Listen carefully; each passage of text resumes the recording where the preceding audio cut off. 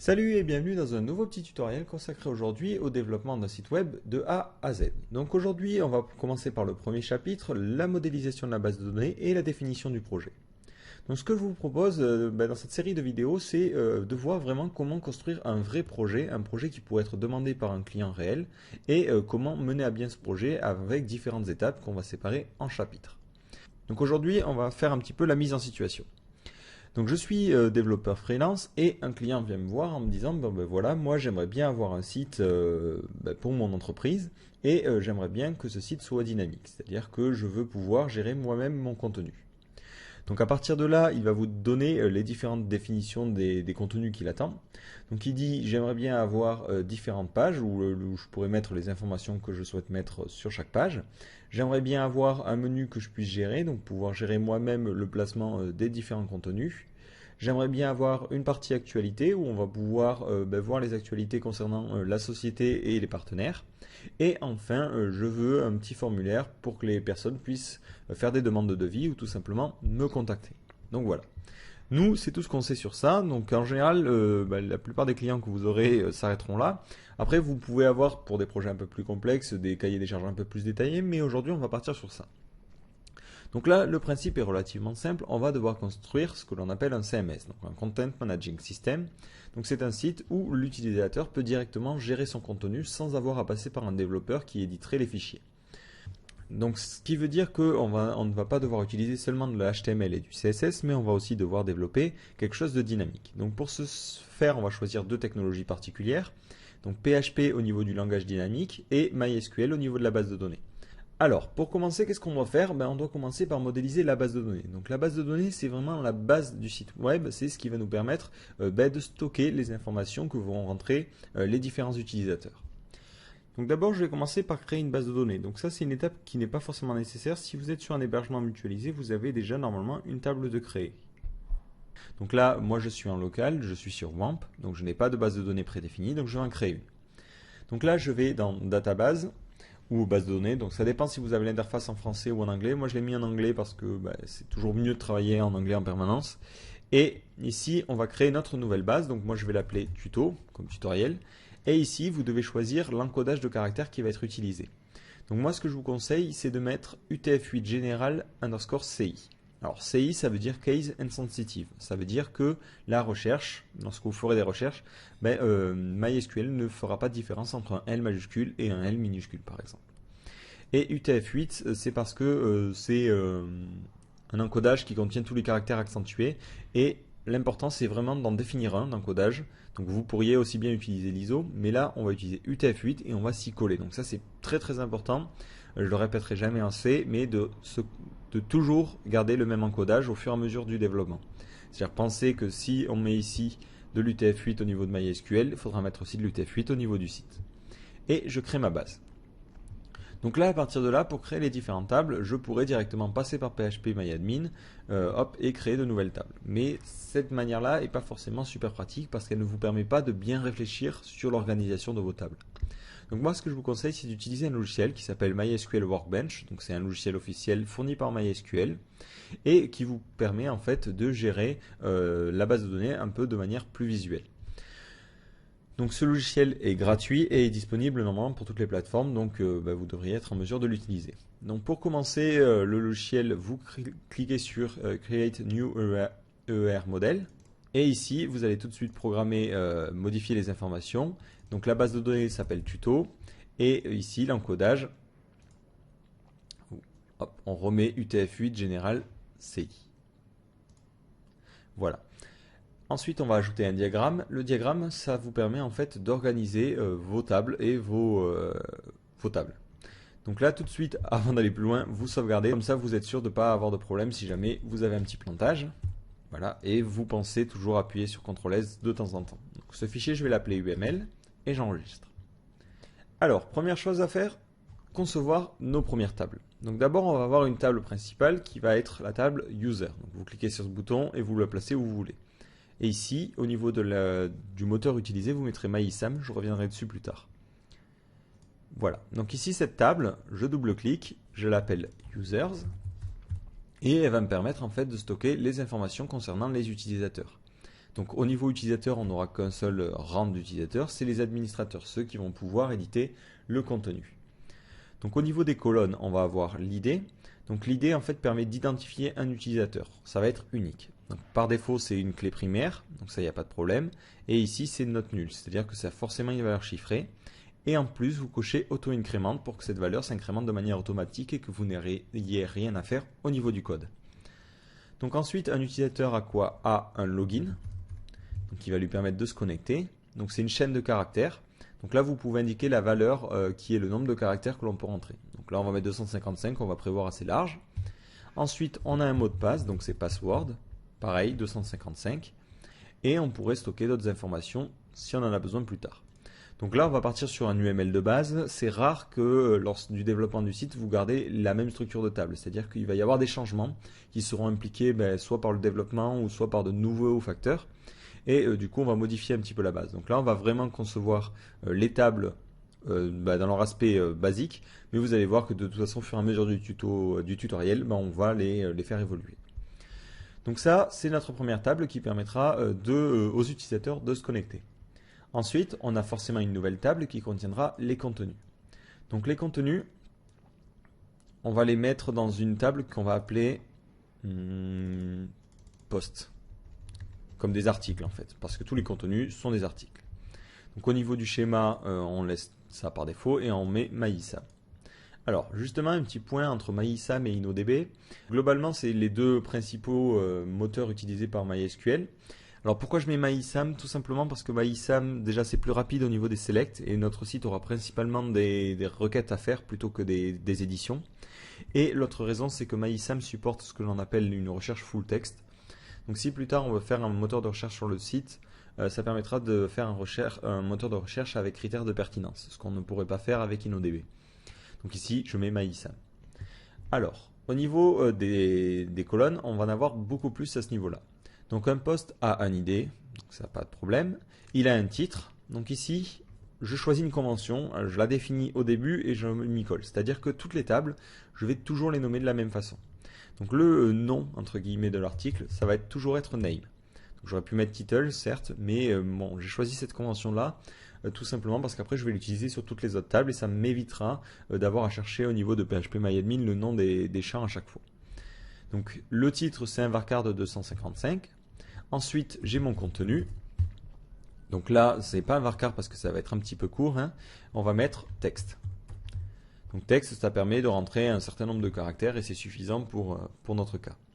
Ensuite, on va avoir une date de création. Donc on va mettre ça, on va appeler ça created. Donc date de création et ça, on le met au format datetime.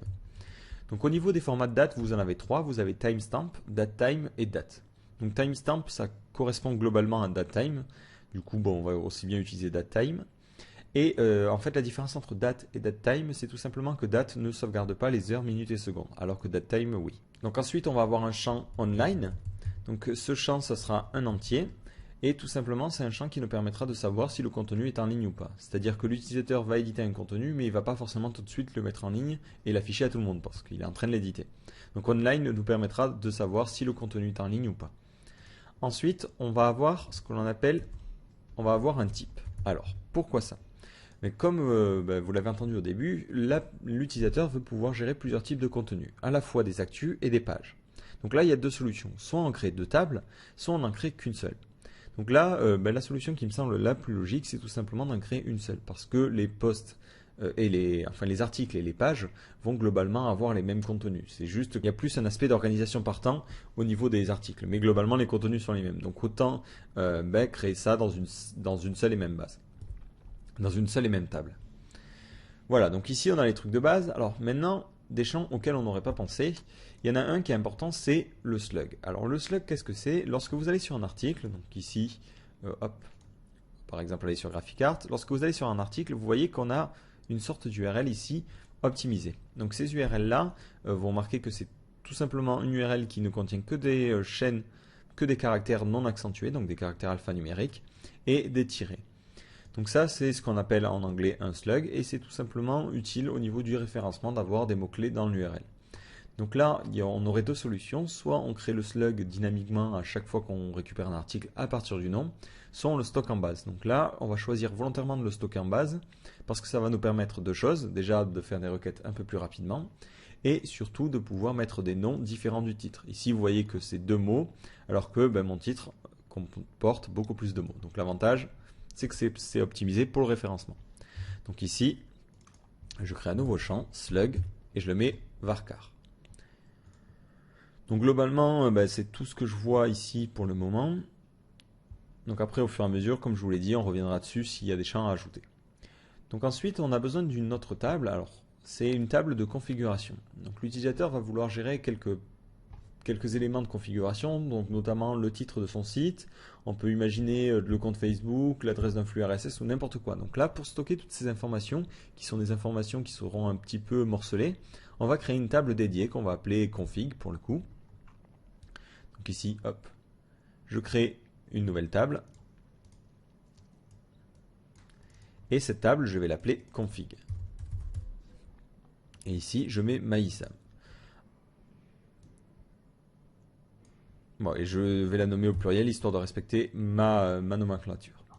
Alors, au niveau de la config, vous allez voir, c'est une table super simple. On a d'abord une colonne ID qui est en auto-incrémente. Donc, je vais vérifier que je l'ai fait ici aussi. Oui. ID en auto-incrémente, comme d'habitude. On a un champ name, qui est le nom de la clé, en fait, et un champ value qui correspond à sa valeur.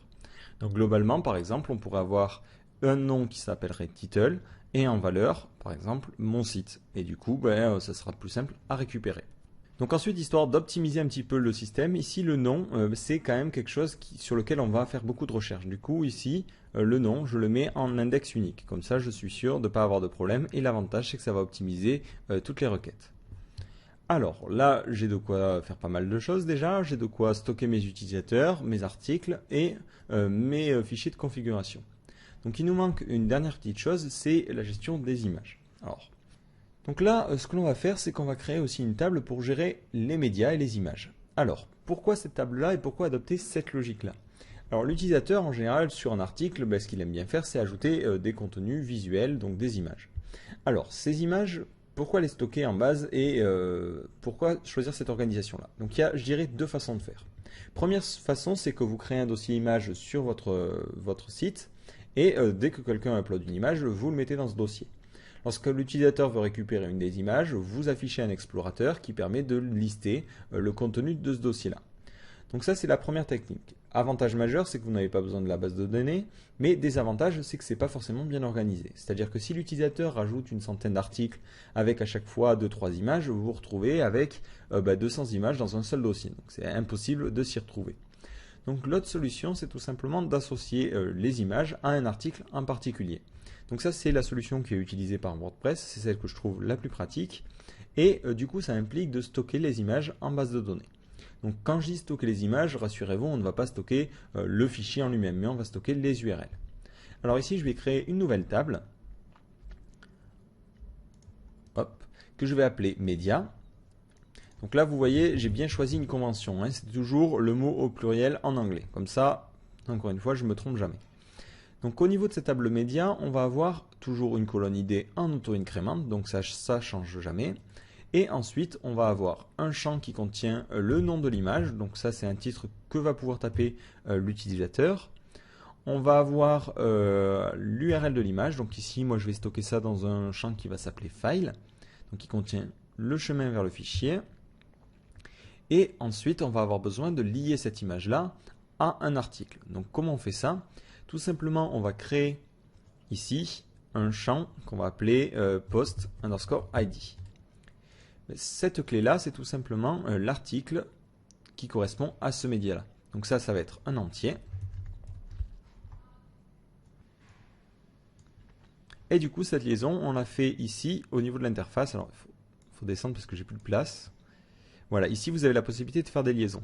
Donc là, ce que l'on va faire, c'est cette liaison-là qui nous permet de choisir la clé. Donc ici, je commence, je sélectionne la clé étrangère, donc c'est post_id, et ce sera lié au poste par l'id. Et du coup, vous voyez qu'ici, j'ai la liaison, et cette petite bulle devient rouge parce que ça devient une clé.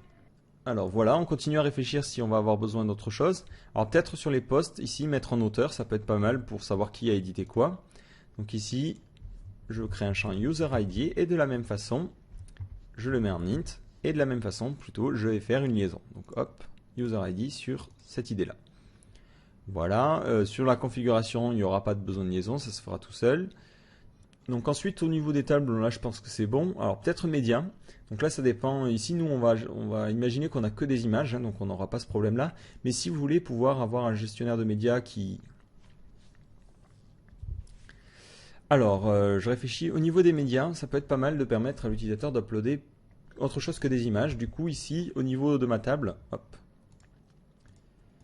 c'est ici, je vais créer un champ type qui sera un varchar qui me permettra de savoir de quel type correspond le média. Donc il pourra uploader des PDF, des images. Bon, les vidéos c'est déconseillé, bon, mais il pourrait le faire. Donc comme ça me permettra de différencier les différents types de contenu. Donc voilà, au niveau de la base de données, je crois qu'on a bien fait le tour.